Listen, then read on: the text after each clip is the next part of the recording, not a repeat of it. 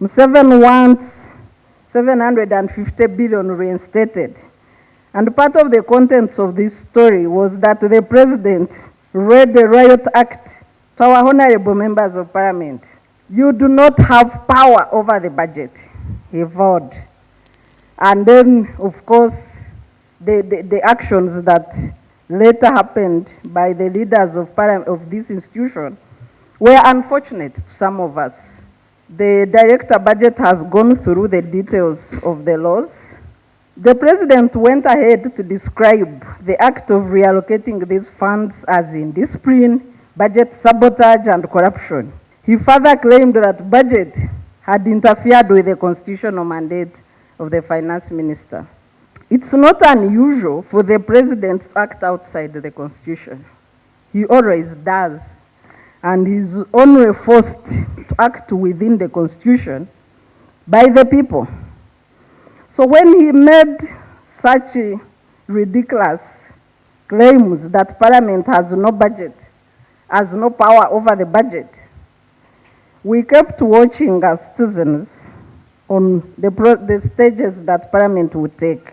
I know some of you tried to push back, but the tyrant of numbers overwhelmed you.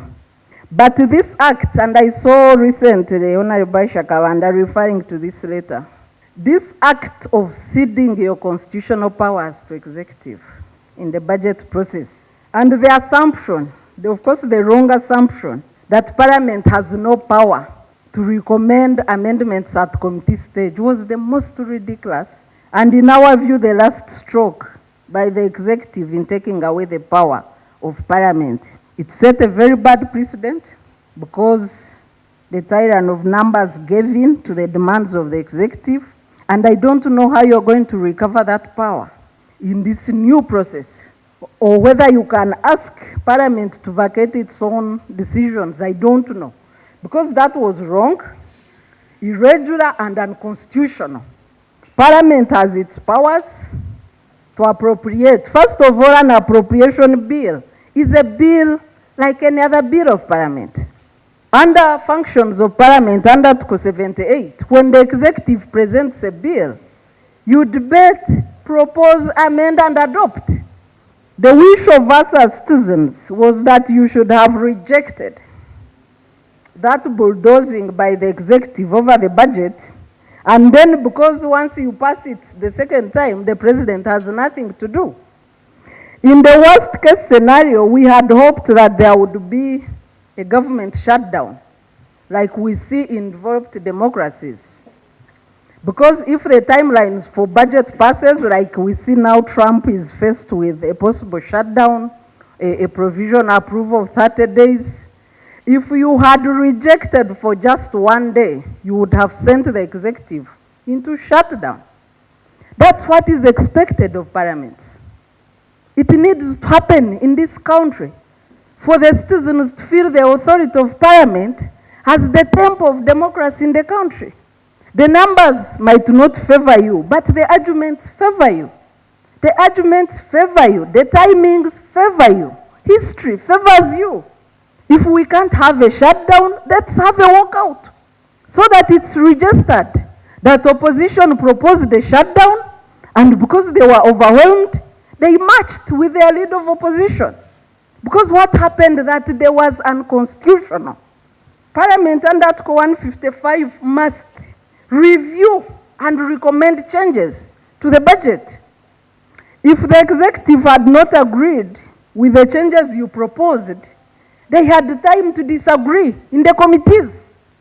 And if they slept on the job, it should not have been your business as representatives of the people.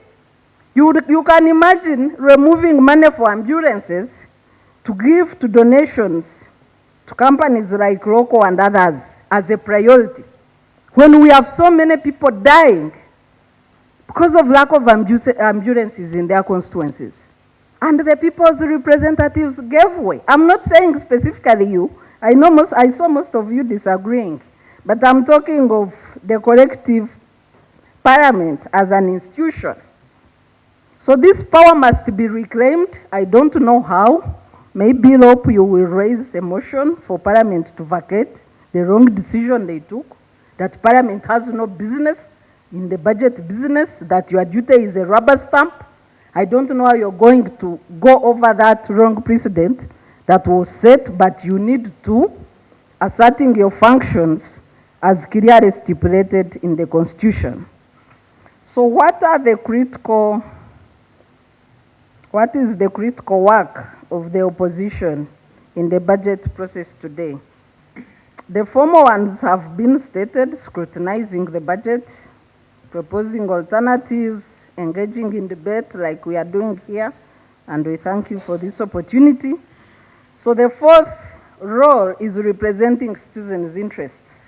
And in here, Right Honorable Leader of Opposition, I want to propose what I think is the voice of the people through the work that I do as regards the budget. Number one is what you stated in your theme, fighting corruption. And under number one, I propose immediate recovery of monies lost through accountability committees as compared to prosecution. Number two is, of course, people refund the money and vacate offices. I think that would be more effective, in my view, than prosecution. Number two is funding the critical sectors of health and education after donor withdrawal of funds. It's not just USAID that is withdrawing funds from critical sectors. I'm sure you have seen the document from Netherlands, also withdrawing aid from critical sectors. And with the rise in the right-wing movement in Europe, and the need for Europe to cover Ukraine gap caused by Trump and climate change gap, a lot of funds are going to be withdrawn.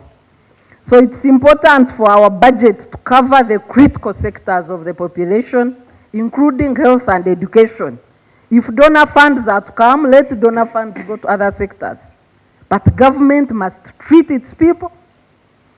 We were seeing statements after the passing of the anti-homosexuality bill.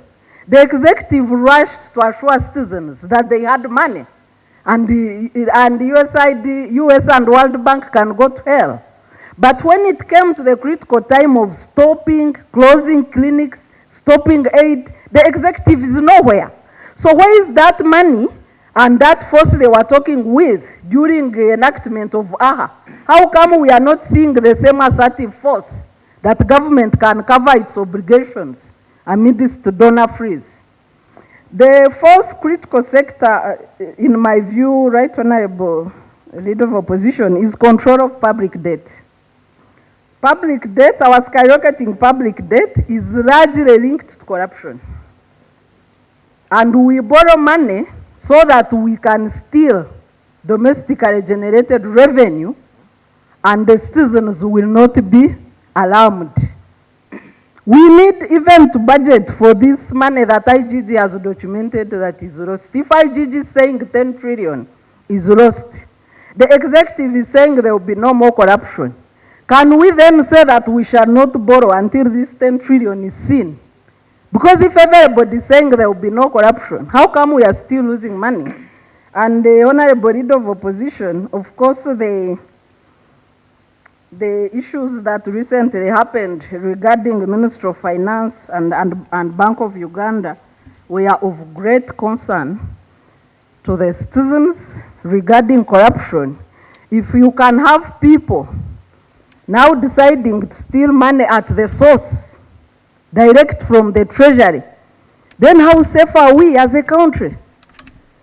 I know that junior staff have been paraded in anti-corruption court with the Accountant General, but I don't think that is all that there is in Ministry of Finance. Junior staff do not make any approvals. We have all run little organizations or little businesses. We know who signs off money. Those people should be paraded in court. Number five, Honorable Leader of Opposition, you need to stop government bailouts. Until when there is a comprehensive audit of all projects where we have had donations of taxpayers' money including Lubowa Hospital and others, local construction.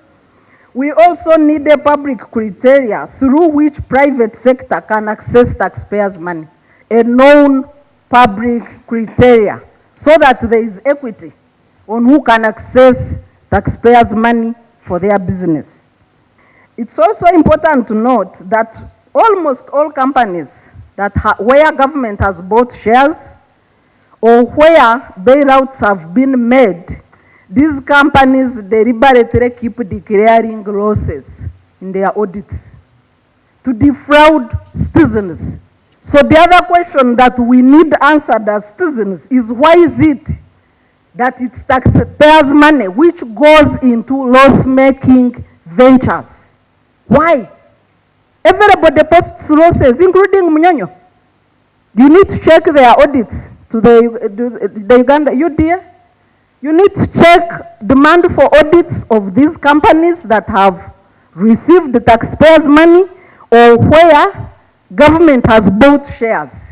They deliberately post losses. Day 1 to day 10, losses. And why should we keep bailing out loss-making ventures as citizens of Uganda?